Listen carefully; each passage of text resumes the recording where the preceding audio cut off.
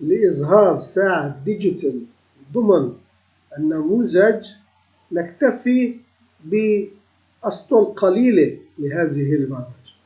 لنعطي مثال، هذا المثال موجود هو هنا.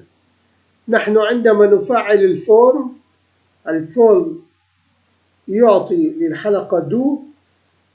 الواحد هي عبارة عن أداة لإدخال نص. ندخل في خاصيتها ونقول الكابشن الخاص لل1 تساوي التايم. التايم هي عبارة عن دالة تعطينا توقيت الحال.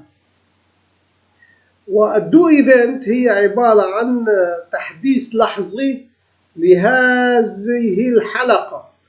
بهذه الحالة في كل ثانية سوف تعطينا توقيتا جديدا. لنلاحظ البرمجة التي سوف تفعل. نلاحظ الآن يتم عرض التوقيت الحالي مع الثواني. هذا نموذج بسيط جدا.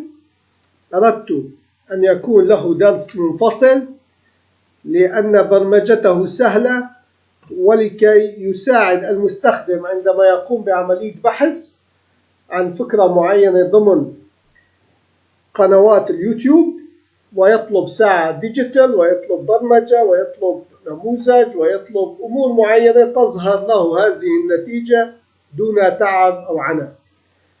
نشكر متابعتكم وأرجو التوفيق للجميع. بأمان الله.